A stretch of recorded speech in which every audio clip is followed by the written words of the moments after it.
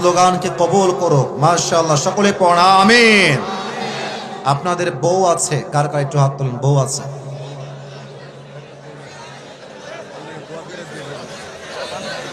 বউ আছে, আচ্ছা হাত নামান, হাত নামান। শীতকালে খুব মজায় আছেন আপনারা, আমি বুঝতেছি। এবার যাদের বউ নাই, খুবই কষ্টে আছে, তারা একটু হাত। আমি কি ভুল দেখছি নাকি? কারো বউ নাই?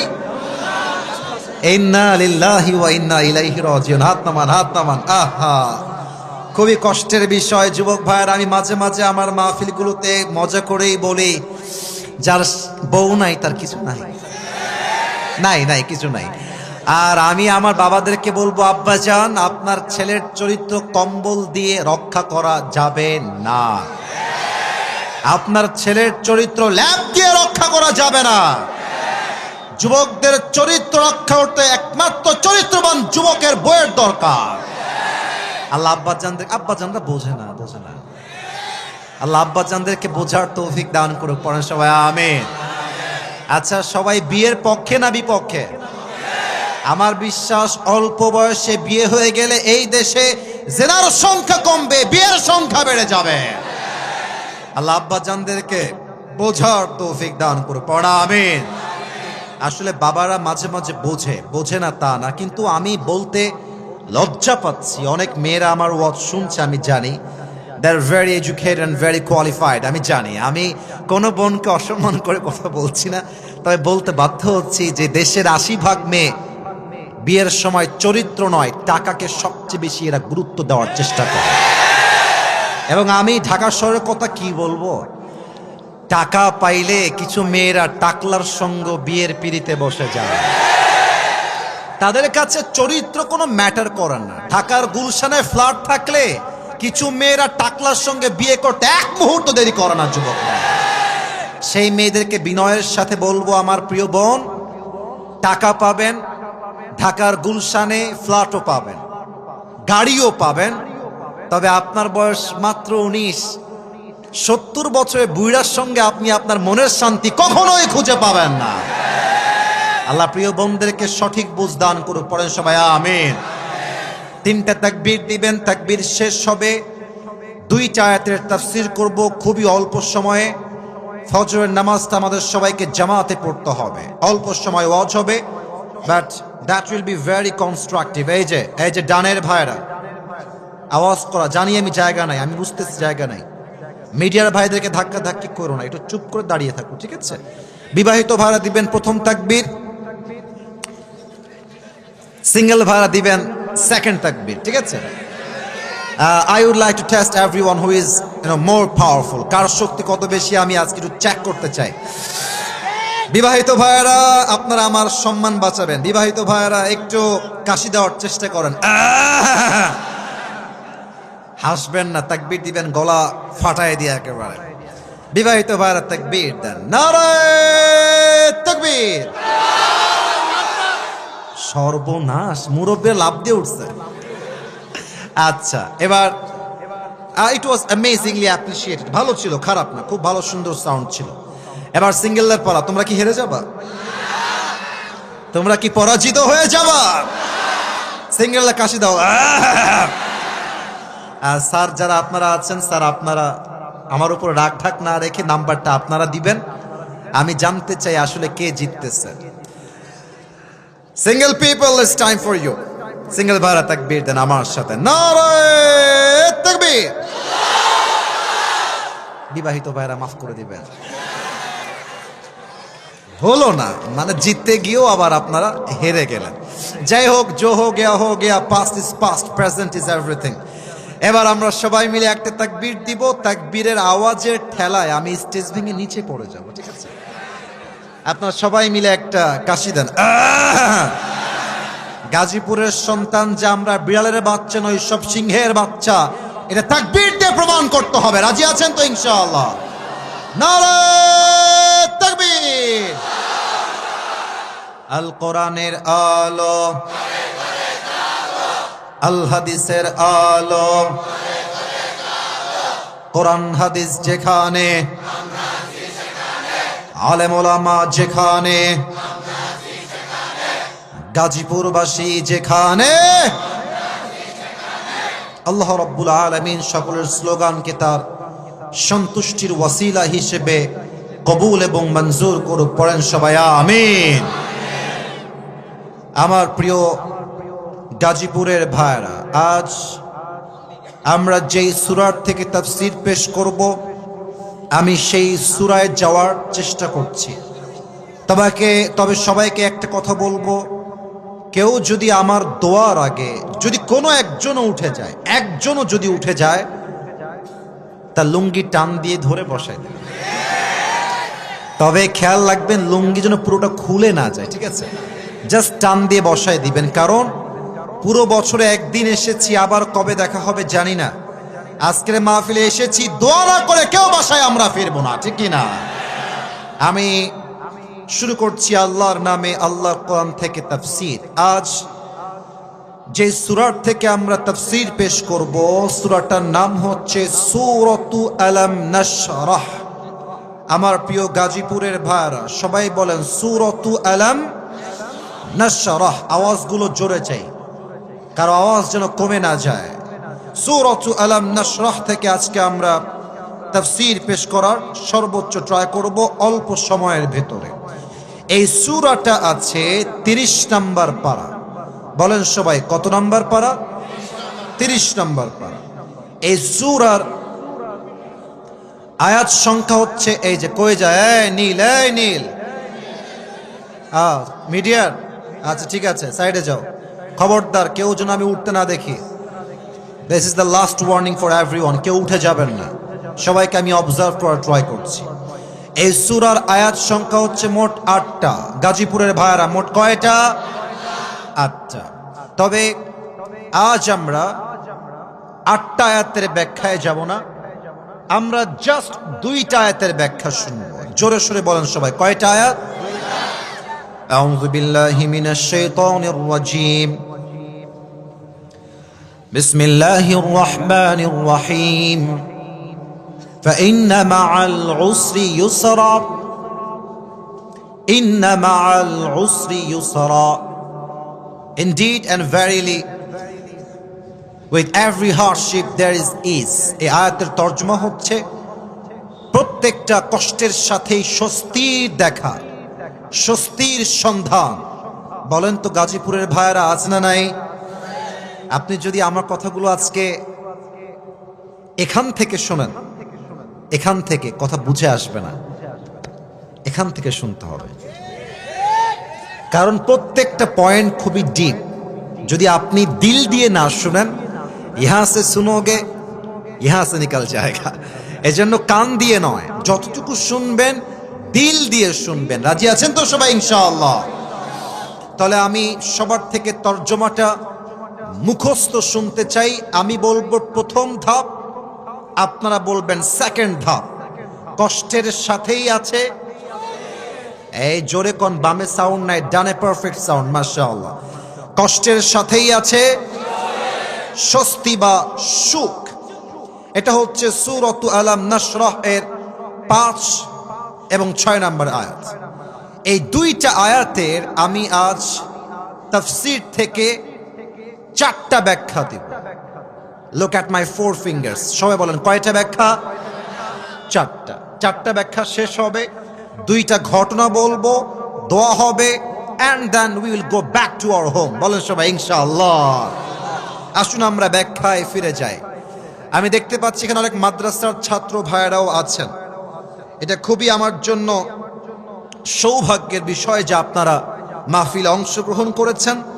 আমি কথা বলতে ভেরি কমফোর্টেবল ফিল করব, বিকজ আপনারা আমার কথা আরো ভালো বুঝবেন। যুবক ভাইয়ারও অবশ্যই বুঝবেন। খেয়াল করেন, আল্লাহ তাআলা বলছেন ফাইন্না মাআল উসরি ইউসরা, ইন্না মাআল উসরি ইউসরা। এখানে তরজমা হচ্ছে কষ্টের সাথেই আছে স্বস্তি। খুব খেয়াল করেন, এখানে উসর তথা কষ্ট এটা আসছে আগে, ইউসর তথা স্বস্তি এটা আসছে পরে। তাহলে কষ্ট এসেছে আগে, স্বস্তি এসেছে পরে। তবে আপনি যদি এই আয়াতের দিকে অ্যারাবিক যেই গ্রামারের নিয়ম আছে, রুল আছে, সেই দিক থেকে তাকান, তবে এখানে স্বস্তি এসেছে আগে, কষ্ট এসেছে পরে।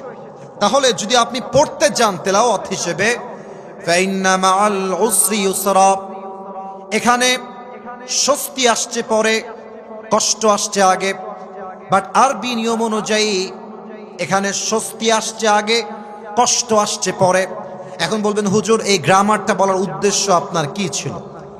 এটা আমার উদ্দেশ্য না, এটা আল্লাহর উদ্দেশ্য। আল্লাহ গ্রামার অনুযায়ী স্বস্তিকে আগে রেখে এটা বোঝাতে চায় যে বান্দা, তোর জীবনে যত কষ্ট আসুক, তোর ফোকাস, তোর পার্সপেক্টিভ, তোর দৃষ্টিকোণ কষ্টের দিকে হবে না, স্বস্তির দিকে হবে। কষ্টের দিকে নয়, স্বস্তির দিকে। এবার আমাকে উত্তর দিলেই তাফসীরটা আরো ভালো বুঝে আসবে। যেই মাস চলছে, মাসটার নাম হচ্ছে কি মাস? এই যে আসতে কয় রে বাবা, কি মাস? 2000 কয় সাল? 25 সাল। আমাকে উত্তর দিবেন সবাই, কেউ যেন বাদ না যায়। এই জানুয়ারি মাসে আপনি কয়দিন না খেয়েছিলেন? একদিনও না, তাই না? আচ্ছা, যদি বলি এই জানুয়ারি মাসে আপনি কয়দিন অসুস্থ ছিলেন, বলবেন দুই একজন হয়তো একদিন দুই দিন অসুস্থ ছিলাম। এর মানে আপনি যদি পুরো জীবনটাকে একটু অবজার্ভ করেন, দেখবেন যে আপনার জীবনে কষ্টের সংখ্যা কম, স্বস্তির সংখ্যা বেশি। ঠিক কিনা বলে? আল্লাহ বলছে, বান্দা কষ্টের দিকে তাকাস না, স্বস্তির দিকে তাকিয়ে দেখ, তোকে তোর জীবনটাকে সুন্দর করে দিবে একজন। তিনি কে? এখন চলছে শীতকাল। সেই দিন আমার প্রোগ্রাম ছিল বগুড়া।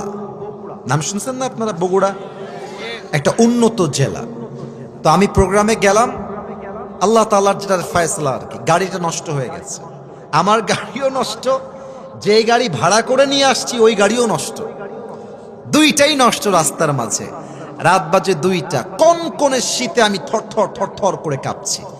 বিশ্বাস করেন, আমি যতই বড় হুজুর হই আর যত বড়ই ফেমাস মানুষ হই না কেন, ডিপ্রেশন, চিন্তা প্রত্যেকটা মানুষের নেচার, প্রত্যেকটা মানুষের দুশ্চিন্তা মাঝে মাঝে একটু হলেও হয়। কথা ঠিক আছে আমার?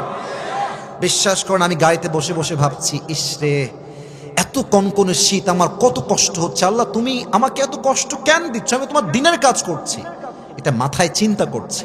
সিএনজি এলো, সিএনজিতে ব্যাগ উঠালাম, যাচ্ছি অন্য আর একটা গাড়ি নেওয়ার জন্য। তো আমাকে যখন বগুড়ার রেল স্টেশন দিয়ে ক্রস করানো হলো, চিন্তা চেঞ্জ হয়ে গেল।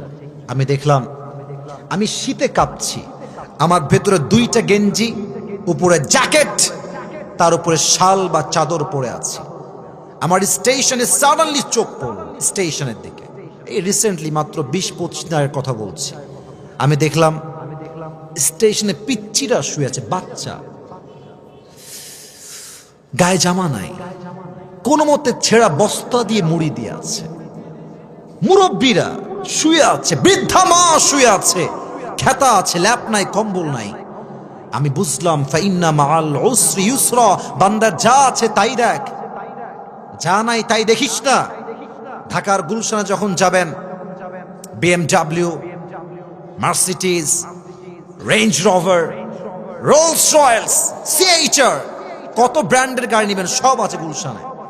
দেখলে মনে হবে, ইস, আমি গাজীপুরের ছেলে, আমার তো একটা সাইকেলও নাই। ভাইরে, অনেক কিছু থাকলেই সুখী হওয়া যায় না, সুখী হওয়ার জন্য আল্লাহ রহমতের প্রয়োজন হয়।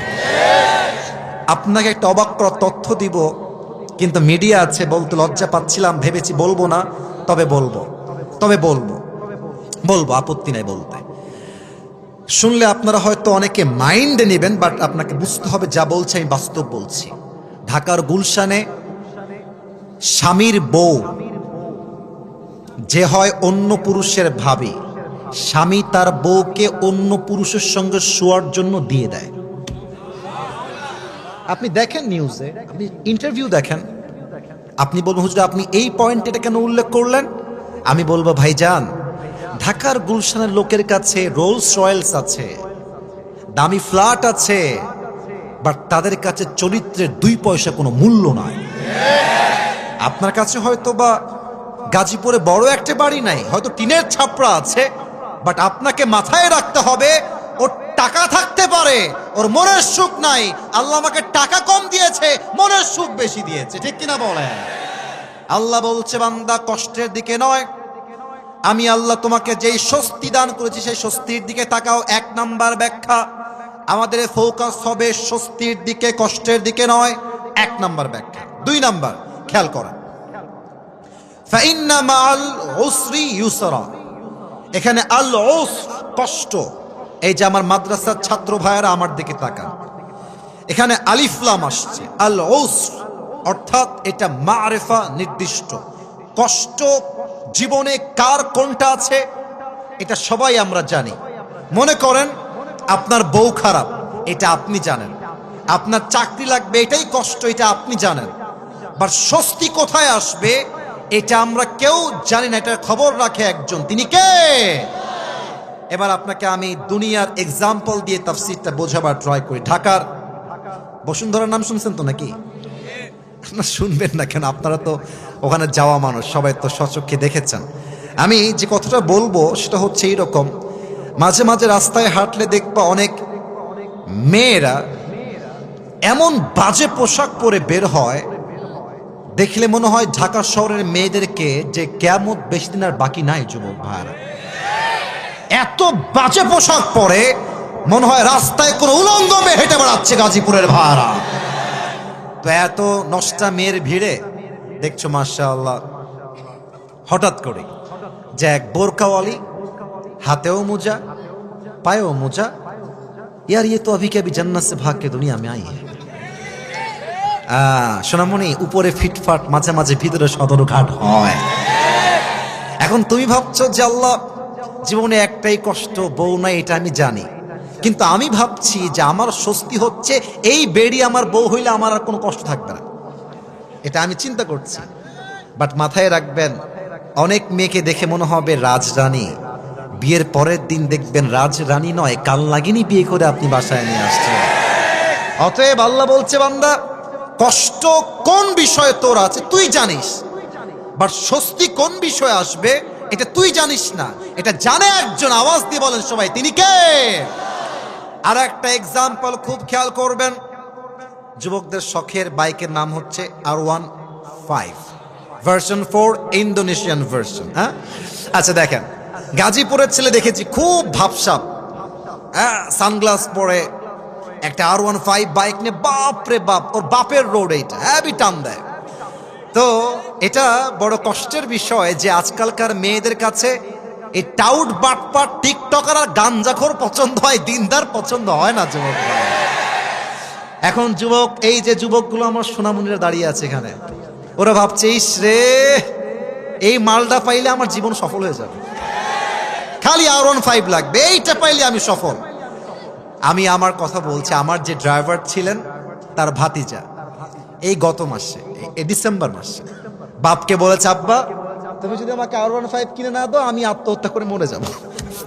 আস্তাগফিরুল্লাহ, নাউজুবিল্লাহ। তো বাবা তো বাবাই হয়, বাবার মতো আপন আসলে পৃথিবীতে কেউ হয় না।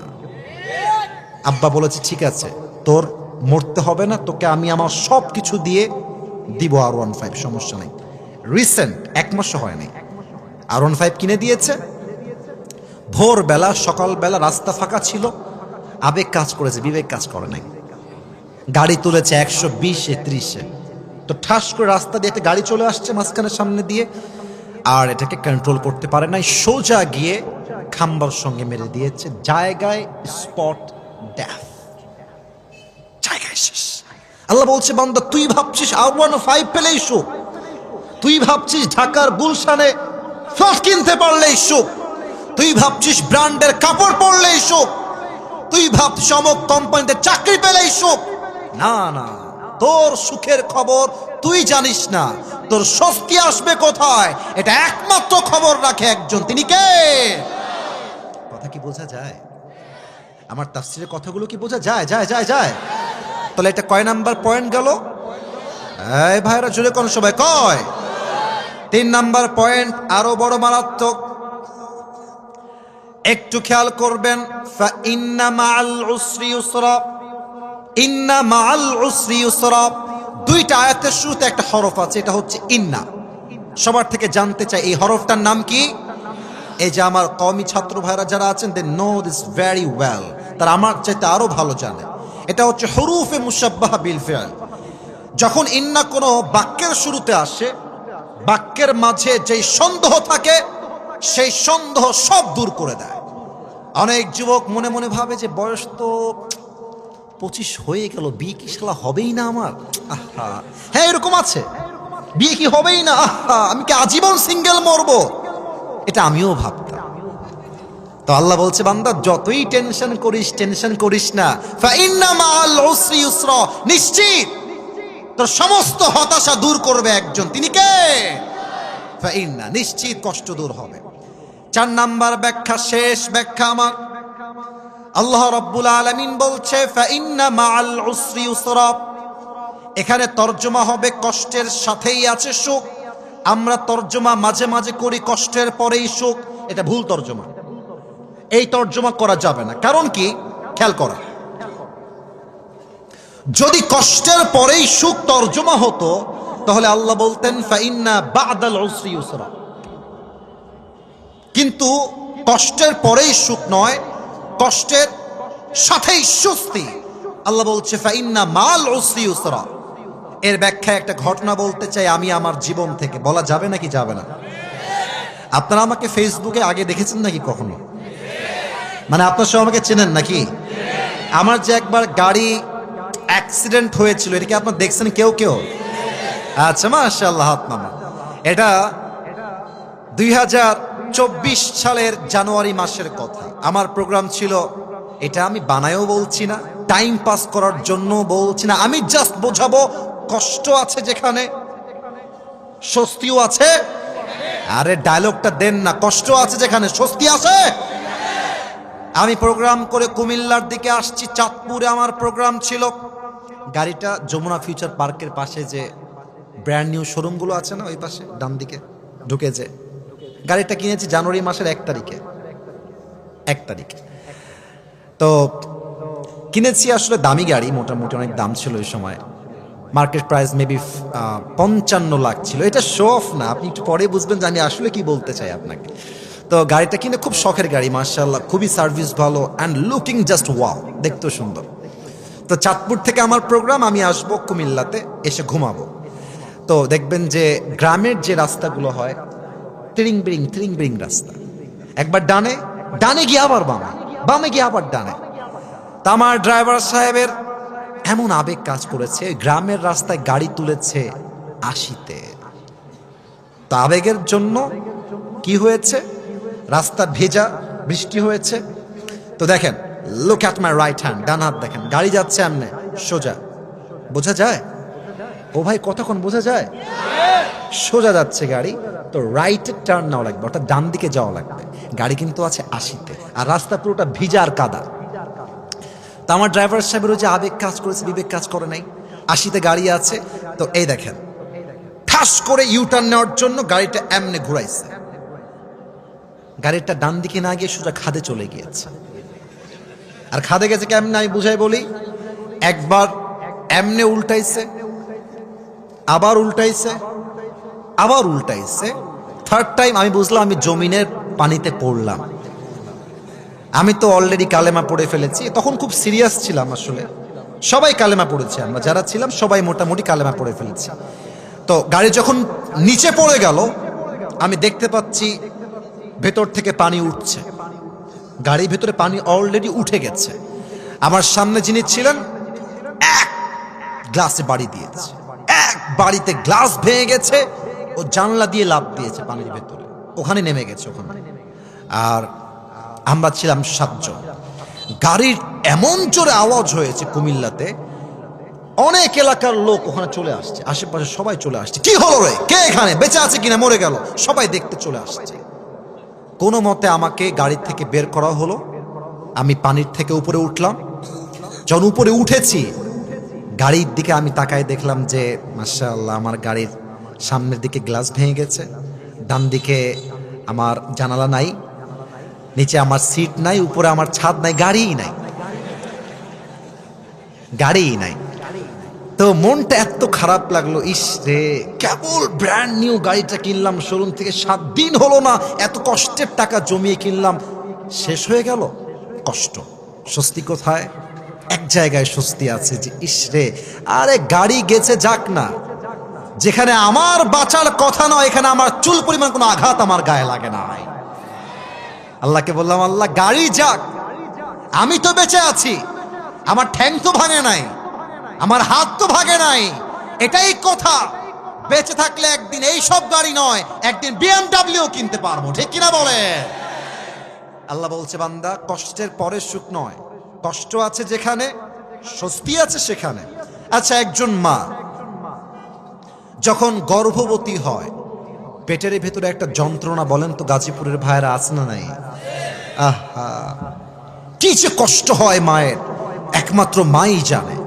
বাট মায়ের মাথায় একটা চিন্তা স্বস্তির থাকে যে যত কষ্টই আমার হোক, আমি তো মা ডাকটা শুনবো, আমার সন্তান যখন আমাকে মা ডাক দিবে, সমস্ত কষ্ট আমি এক মুহূর্তেই ভুলে যাব, ঠিক কিনা বলে? আল্লাহ বলছে, বান্দা কষ্টের পরে সুখ নয়, কষ্টের সাথেই রয়েছে স্বস্তি। তবে এই বার্তা সেই মানুষ বুঝবে যার মাঝে আছে 2টা গুণ। সবাই 2 হাত তুলেন, এই যে 2 আঙ্গুল, সবাই আমাকে দেখাবেন। কষ্টের সাথেই আছে স্বস্তি, এটা আমল করতে কয়টা গুণ লাগবে? আপনাদের সকলের শোনার মন আছে তো ইনশাআল্লাহ? হাত নামান, সবাই একটা তাকবীর দেন, নারে তাকবীর। 12টা বেজে গেছে অলরেডি, ওয়াজ 1 ঘন্টা হয়ে গেছে, আরো 10 থেকে 15 মিনিট সময় আমাকে দেওয়া যাবে না ইনশাআল্লাহ? ইনশাআল্লাহ আওয়াজ তো বলছে না, বলেন সবাই ইনশাআল্লাহ। 1 নাম্বার গুণের নাম হচ্ছে ধৈর্য। বলেন সবাই, 1 নাম্বার গুণের নাম কি? ধৈর্য। আমি একটা কথা সবাইকে জিজ্ঞেস করতে চাই, যদি আমার ভুল হয় আপনারা আমাকে ধরিয়ে দিবেন। সাররাবাদ, আমি আমার জায়গা থেকে বলছি, আমার সামনে যতগুলো যুবক এখানে এসেছে, এটা আমার আন্তরিকতার বিশ্বাস, এখানে 90% বেশি যুবক ভাইরা আমরা সবাই মধ্যবিত্ত পরিবারের সন্তান এই মাহফিলে এসেছি। আমি আমার একটা ওয়াজে বলেছিলাম যে মধ্যবিত্ত পরিবারের সন্তান মানেই হচ্ছে এক একটা ব্র্যান্ড। কেন ব্র্যান্ড? সাইকেল দিবেন আমাদেরকে চলবে, বাইক দিবেন চলবে, কার দিবেন চলবে, বলবেন যে কার দিব না, বাইক দিব না, হেঁটে হেঁটে এসো তাও আমার চলবে, কারণ আমি মধ্যবিত্ত পরিবারের সন্তান, ঠিক কিনা? আপনি আমাকে ভাত দিবেন, ডাউল দিবেন, তাও আমার চলবে। আপনি আমাকে ভাত দিবেন, আলু ভর্তা দিবেন, তাও আমার চলবে। আপনি আমাকে ভাত দিবেন, গোস্ত দিবেন, তাও আমার চলবে। আপনি আমাকে 1 প্লেট ভাত দিবেন, আর কিছুই দিবেন না, 1 গ্লাস পানি দিবেন, 1টা মরিচ দিবেন, আমার পান্তা ভাত হলেও চলবে। আপনি বালিশ দিবেন, ঘুমাবো, বালিশ দিবেন না, তাও ঘুমাবো।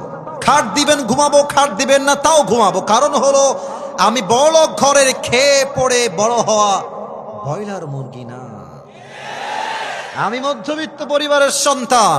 আমি যেমন আরাম করতে পারি, তেমন আমি মাথার ঘাম পায়ে ফেলে কঠোর পরিশ্রম করতে পারি, ঠিক কিনা বলেন? আল্লাহ বলছে কি দেখেন, ইন্নামা ইউওয়াফাস সাবিরুনা আজরাহুম বিগাইরি হিসাব। কিয়ামতের দিন মানুষের মাঝে 2টা দল হবে, ফারিকুম ফিল জান্নাহ ওয়া ফারিকুম ফিস সাঈর। One group will enter in the paradise and another group will enter in the hellfire. এক দল যাবে জান্নাতে, আরেক দল যাবে জাহান্নামে। জান্নাতের কাতার হবে ডান দিকে। গাজীপুরের ভাইরা, জান্নাতের কাতার কি বাম দিকে না ডান দিকে? আল্লাহ বলবে, এই আব্দুর রহমান বের হও, এই আব্দুল্লাহ বের হও, এই আব্দুর রহিম গেট আউট, বের হও, এই কাতার থেকে বাহিরে আসো। আল্লাহ কেন বের হও? আমরা কি জান্নাত পাবো না? আল্লাহ আল্লাহ বলবে, বান্দা জান্নাত তো পাবা, তবে একটা বিশেষ অফার আছে তোমার জন্য। কেন, কি অফার? আল্লাহ বলবে, আজকে আমি আল্লাহ তোমাকে বিনা হিসাবে জান্নাত দান করব। আল্লাহ বিনা হিসাব কেন? আমি কি এমন আমল করেছি আল্লাহ? আল্লাহ বলে, বান্দা ওই যে তুমি দুনিয়ার বুকে গরিব ঘরের ছেলে ছিলে, মধ্যবিত্ত পরিবারের ছেলে ছিলে, এত কষ্ট তোমার হৃদয়ে চাপা ছিল, বাট কেউ যখন তোমাকে বলতো ভাই তুমি কেমন আছো, তুমি সব ভুলে বলতা ভাই আলহামদুলিল্লাহ, আল্লাহ অনেক ভালো রেখেছে, তুমি ধৈর্যশীল ছিলা। ইন্নামা ইউওয়াফা সাবিরুনা আজরাহুম বিগাইরি হিসাব, those who observe patient they will be given their reward without measure. আল্লাহ বলছে ধৈর্যশীল বান্দাকে আমি আল্লাহ তাআলা বিনা হিসাবে জান্নাত দিব। সুবহানাল্লাহ। কিছু প্রশ্ন করছি, দেখা যাক আপনারা উত্তর করতে পারেন কিনা। বলেন তো আমার গাজীপুরের ভাইরা, নবীজির একমাত্র কলিজার টুকরা মেয়ে যার দ্বারা নবীজির বংশ বিস্তার হয়েছে, তার স্বামীর নাম হচ্ছে আলী, তার সন্তানের নাম হচ্ছে হাসান এবং হুসাইন রাদিয়াল্লাহু তাআলা আনহুমা, সে নারীর নাম কি ছিল? এত আস্তে বলবেন, এটা এক্সপেক্ট করি নাই। বলেন সবাই, নাম কি ছিল? রাদিয়াল্লাহু তাআলা আনহা। এই একটা ঘটনা বলবো, আমি যেন কোনো চোখ ডান বাম দেখতে না পাই। লুক অ্যাট মাই ফেস, আমার চেহারার দিকে তাকায় থাকেন। একদিন ফাতেমা রাদিয়াল্লাহু তাআলা আনহার ঘরে এত অভাব, হাদিসে আসছে 3 দিন যাবত চুলায় আগুন জ্বলে না, ভাত নাই, ডাল নাই, চাল নাই, কিছুই নাই। ফাতেমা রাদিয়াল্লাহু তাআলা আনহা ডাক দিয়ে বলছে, আলী, অভাব তো বড্ড চরম পর্যায়ে পৌঁছে গিয়েছে, খাবার দাবার ডাল ভাত কিছুই নাই বাসার ভেতরে, কি করা যায়, আমাকে পরামর্শ দাও। আলী বলছে, তুমি এক কাজ করো, নবীর কাছে যাও, গিয়ে বলো, ইয়া রাসূলুল্লাহ আ'তিনি শাইআন, গিভ আস সাম ফুড, কিছু খাবার দেন, আমরা বড় ক্ষুধার্ত 3 দিন যাবত। যাও, বাবার কাছে যাও। দেখেন, স্বামী যা বলে বউ তা শুনতে বাধ্য। শুনতে হবে যদি ইসলামী শরিয়াহ অনুযায়ী হয়। বাংলাদেশে সবচাইতে ডিভোর্সের সংখ্যা ঢাকা শহরে বেশি। কারণ কি জানেন? আমি এটা বলে দিই এই সিক্রেটটা, ঢাকা শহরের মেয়েদের ডিমান্ড একটু বেশি, চাই, আরো চাই, আরো চাই। এক ছেলে, মাইন্ড করবেন না, আমার কাছে আসছে, যুবক ছেলে, ভেরি ইয়াং ম্যান, বলছে, হুজুর আমি আমার বউকে তালাক দিয়ে দিই, বর্ষণ আমি থাকবো না। বুঝে গেছে ওর মাথা খুব গরম। বসো বসো, কি হয়েছে, কি সমস্যা? বলছে যে হুজুর আমার বউয়ের চাহিদার কোনো শেষ নাই, খালি চাই, একটা এনে দেই আর একটা চাই, ওইটা দেই আর একটা চাই। প্রিয় ভাইয়ারা, বিয়ে হচ্ছে দিল্লি কা লাড্ডু, খাওগে তো ভি পছতাওগে, নেই খাওগে তো ভি পছতাওগে। তা আমার মনে হয় যে না খাওয়ার চাইতে খেয়ে পছতানো 1000 গুণ বেশি ভালো যুবক ভাইরা, তাই না? তো আমি বললাম, ভাই কেন, কি সমস্যা, আর কি কি বলে বলেন তো দেখি।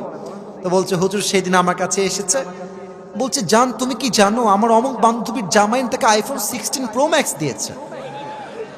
এর মানে কি? মেয়েটা বোঝা যাচ্ছে যে ওর জামাই তোকে দিয়েছে, তুমি আমাকে কবে দিবা? মেয়েদের এই ডিমান্ডের জন্য হাজার হাজার স্বামী ঢাকা শহরে হারাম ইনকাম করতে বাধ্য হয় গাজীপুরের ভাড়া, ঠিক কিনা? ফাতেমার দিকে তাকান।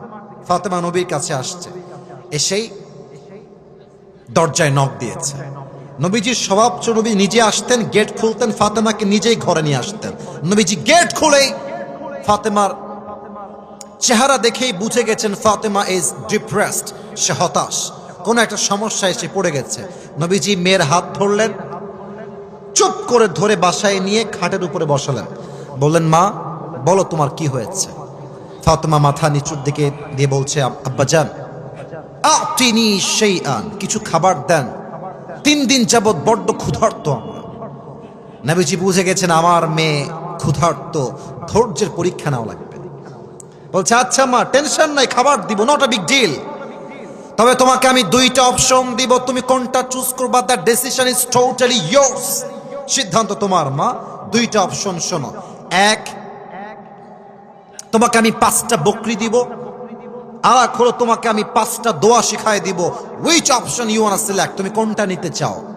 ফাতেমা বুঝে গেছে আমার আব্বাজান আমাকে ধৈর্যের পরীক্ষা নিচ্ছেন। বলছে, আব্বাজান 5টা বকরির দরকার নাই, 5টা দোয়া শিখাই দিলে আমি ফাতেমা খুশি মনে বাসায় ফিরে যাব। নবীজি বলছেন, এই তো আমার মেয়ে ধৈর্যের পরীক্ষায় পাস করেছে, সুবহানাল্লাহ। আল্লাহর হাবিব দোয়া শেখালেন, আমি আপনাদের সবাইকে শেখাতে চাই।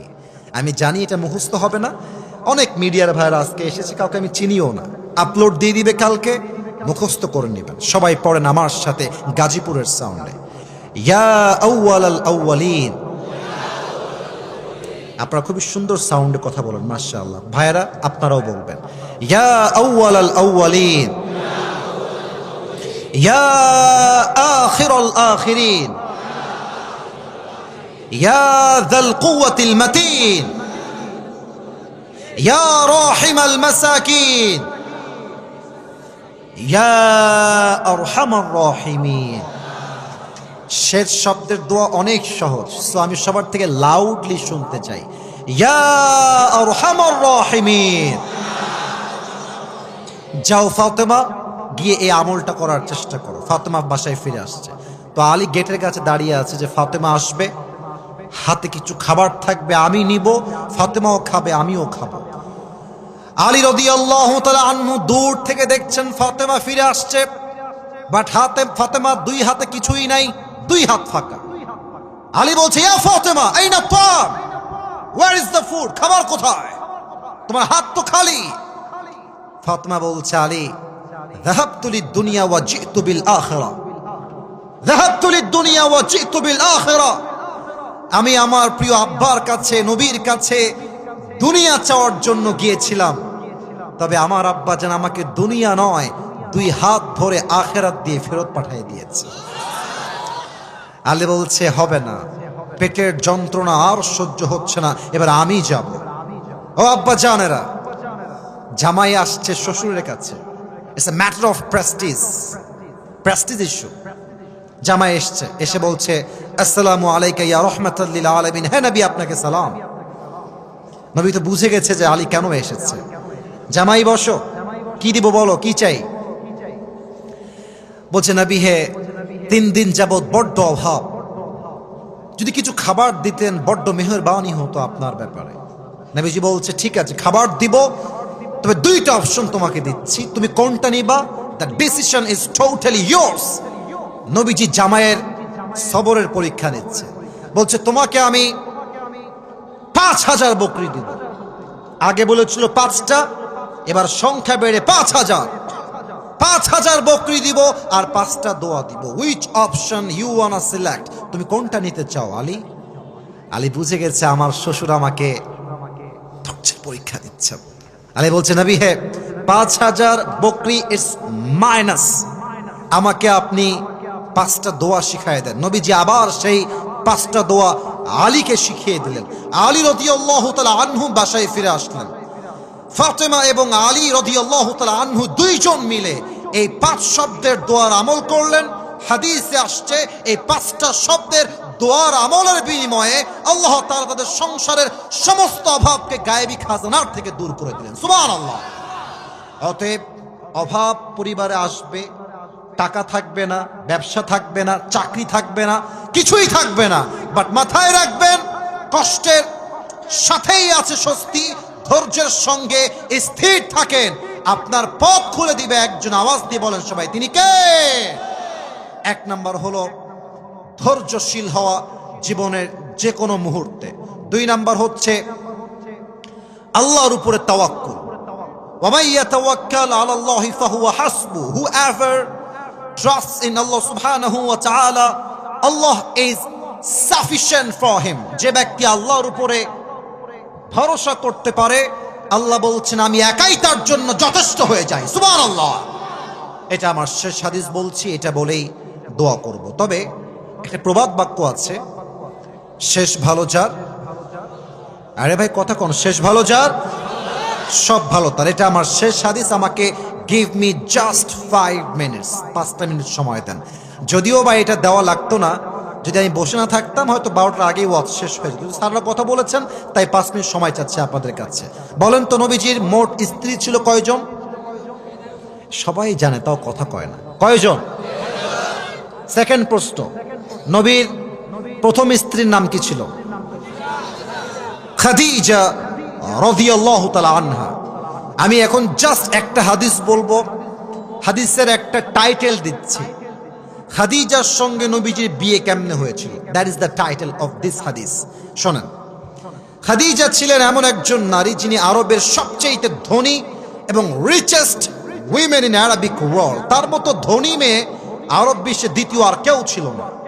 প্রথম স্বামীও মারা গেছে, দ্বিতীয় স্বামীও মারা গেছে, থার্ড হাজবেন্ড সেও মারা গেছে। খাদিজা একদিন রাতের আধারে ঘুমিয়ে থেকে স্বপ্ন দেখছে যে আকাশে একটা চাঁদ উঠেছে, চাঁদের আলোতে পুরো দুনিয়াটাই আলোকিত হয়ে গেছে। উনি চাঁদের দিকে তাকিয়ে অবাক যে চাঁদের আলো এত বেশি হতে পারে। দেখছেন চাঁদটা তাকানোর সাথে সাথেই আকাশ থেকে খাদিজার বুকের দিকে চাঁদটা ভেঙ্গে ভেঙ্গে পড়ছে। আর স্বপ্ন দেখে ঠাস করে ঘুম থেকে উঠে গেছে। কি স্বপ্ন দেখলাম, এটা এর ব্যাখ্যা কি হবে? তার চাচা ছিলেন ওয়ারাকা বিন নাফেল, তিনি ছিলেন স্বপ্নের ব্যাখ্যাবিদ। তার কাছে গেলেন, বললেন যে চাচা, আমি স্বপ্নে দেখলাম আকাশ থেকে চাঁদটা ভেঙে আমার বুকের দিকে পড়ছে, এই স্বপ্নের ব্যাখ্যা কি আমাকে এখনই বলেন।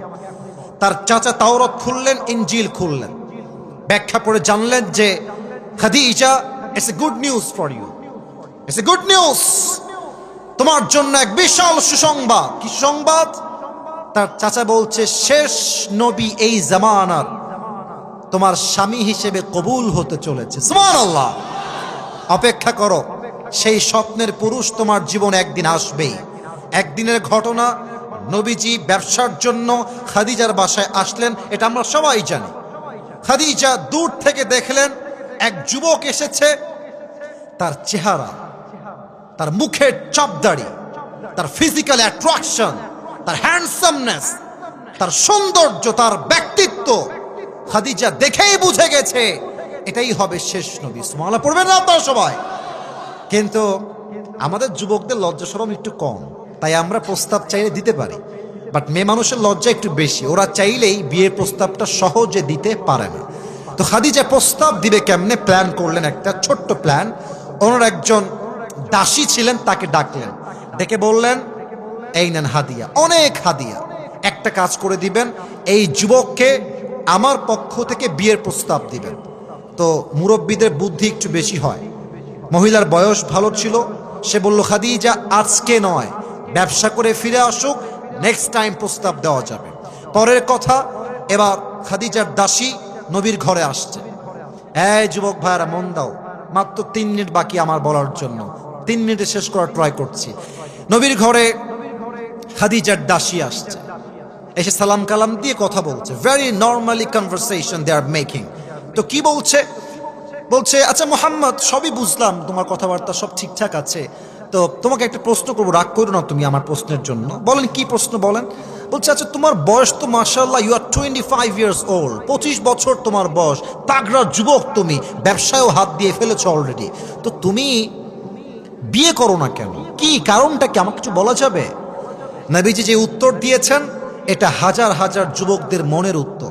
নবীজি বলছেন বিয়ে তো আমি করতে চাই, বাট আমার কাছে এটা নাই, নাই, টাকা নাই। তো যার কাছে টাকা নাই তার কাছে মেয়ে বিয়ে দিবে কোথায়, কে দিবে?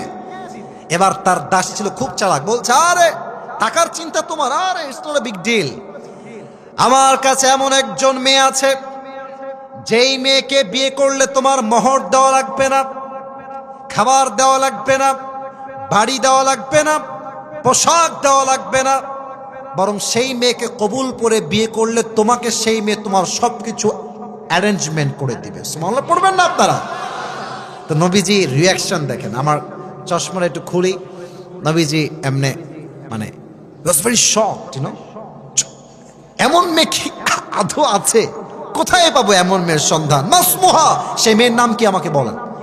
তো সে বলছে ইসমুহা খাদিজা, তার নাম হলো খাদিজা, তুমি কি বিয়ে করবা?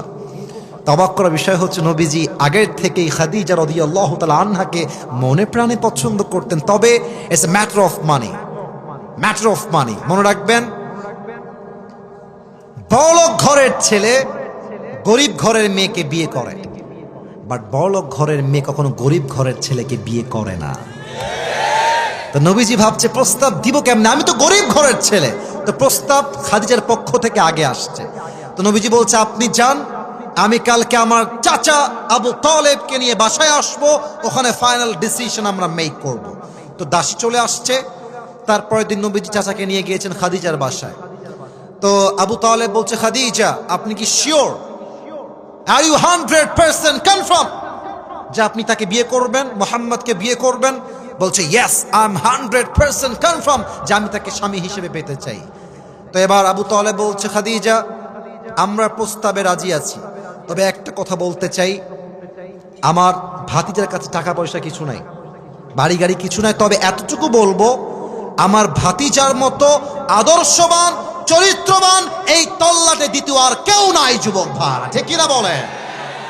খাদিজা বলছে আমার এটাই দরকার, টাকার দরকার আমার নাই। মায়েরা বুঝে নিয়েন কথাটা, মায়েরা বোনেরা বুঝে নিয়েন কথাটা। খাদিজা বলছে আমার টাকা পয়সা লাগবে না, চরিত্র হলেই আমার চলবে। তো কি করা যায়? এখন বিয়ে হবে। এখন আবু তালেব বলছে খাদিজা আমরা আপনাকে কি মোহর দিব? মোহর তো আমাদের কাছে দেওয়ার মতো কিছু নাই, আমরা গরিব ঘরের ছেলে, তবে একটা মোহর দিব আপনাকে, 20টা উট মোহর হিসেবে দিব। বলছে ঠিক আছে, যা দিবেন তাতেই আমি খুশি। 20টা উট মোহর দেওয়া হলো, বিয়ে হয়ে গেল। এখন বিয়ের পরে মেহমান আসছে, বর পক্ষ কনে পক্ষ, কিছু খাওয়া দাওয়ার আয়োজন করার দরকার আছে না? বোঝে না, খাওয়া দাওয়ার দরকার একটু আছে না ভাইরা, বলেন? একটু অলিমার দরকার। তো খাদিজার মন কত বড়। খাদিজা বলছে যেহেতু আমার স্বামী গরিব ঘরের ছেলে, আপনারা আমার 20টা উট যে মোহর হিসেবে দিয়েছেন, এই 20টা উট মেহমানদের জন্য, মেহমানদারি করার জন্য আল্লাহর রাস্তায় জবাই করে দেন। সুবহানাল্লাহ। এবার বিয়ে হয়ে গেল, আকদ সম্পূর্ণ হয়ে গেল। বাসর রাত, খাদিজা বাসর রাতে আগেই বসে আছে। নবীজি বাসর ঘরে এন্ট্রি নিয়েছেন, প্রবেশ করেছেন। হাদিসের শেষাংশে আমি আছি, এটাই শেষাংশ। নবীজি এসে খাদিজার পাশে বসেছে। তো নবীজি একটু নার্ভাস, মানে প্রথম বিয়ে হলে যা হয় আর কি, হ্যাঁ, বাসরাতে সবাই নার্ভাস ফিল করে, নবীজিও নার্ভাস। তো নবীজি চুপচাপ বসে আছে, খাদিজাও চুপচাপ বসে আছে। তো খাদিজা যেহেতু আগের থেকে একটু অভিজ্ঞ মানুষ, নবীর চাইতে একটু বেশি, তো খাদিজা নিজের থেকেই বলছে আচ্ছা আপনি কি জানেন যে আমি আপনাকে স্বামী হিসেবে কেমনে পেয়েছি? আপনি কি জানেন এটা? নবীজি বলছেন না তা তো আমি জানি না, আপনি কেমনে পেয়েছেন তো আপনি জানবেন, আমি কেমনে জানবো আপনার ঘটনা? তো খাদিজা বলতে শোনেন তাহলে আমার ঘটনা। আমি যখন প্রথমবার বিয়ে করলাম, প্রথম বিয়েতে আমার এক সন্তান হলো, স্বামী আমাকে সন্তান রেখে দুনিয়ার থেকে বিদায় নিলেন। দ্বিতীয়বার বিয়ে করলাম, সন্তান হলো, তার নাম হলো হিন্দ, স্বামী মরে গেলেন, সন্তান থেকে গেল।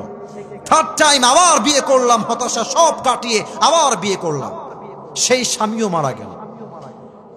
পরে আমি নিয়ত করলাম আমার ভরসা আল্লাহর উপরে, আমার রব একদিন না একদিন আমাকে উত্তম জীবন সঙ্গী আজীবনের জন্য দান করবেন করবেন করবেন ইনশাআল্লাহ। এটা আমার ভরসা, তাওয়াক্কুল ছিল। এবং এই তাওয়াক্কুলকে আমি সামনে রেখে কোনো দিন কোনো পরপুরুষের সঙ্গে হারামে জড়াই নাই, কখনো কোনো পরপুরুষের দিকে চোখ তুলে তাকাই নাই, কখনো আমি আমার ব্রেইনে খারাপ হারাম কোনো অশ্লীল চিন্তা আনি নাই। আমি আমার ভরসা আল্লাহর উপর রেখেছি। আমার মতো একজন নারীকে আল্লাহ তাআলা আপনার মতো চরিত্রবান যুবকের প্রথম স্ত্রী হিসেবে কবুল করে নিয়েছে। তাহলে কি বুঝলা? তোমার জীবনে আজকে বউ নাই, তুই আমার বিয়ে হবে না, আব্বা আমি মরে যাবো, আমার বিয়ে নাই, বউ নাই, কিছু নাই, না। অপেক্ষা করো, ধৈর্য ধারণ করো, নিজেকে বাঁচাও। তোমার চরিত্র ভালো হলে তোমাকে আল্লাহ উত্তম চরিত্রে দান করবেই করবে ইনশাআল্লাহ, ঠিক কিনা বলো? অতএব যত কষ্টই আসুক, দুইটা বিষয়ে মাথা রেখে চলবেন। এক হলো ধৈর্য, দুই হচ্ছে তাওয়াক্কুল। ধৈর্য মানে কি? একদিন না একদিন ভালো ফলাফল আসবে। তাওয়াক্কুল মানে কি? আমার বিশ্বাস আমার রব আমাকে কখনো ঠকাইতে পারে না। সবাই এই দুইটা গুণ রাখতে রাজি আছেন তো ইনশাআল্লাহ?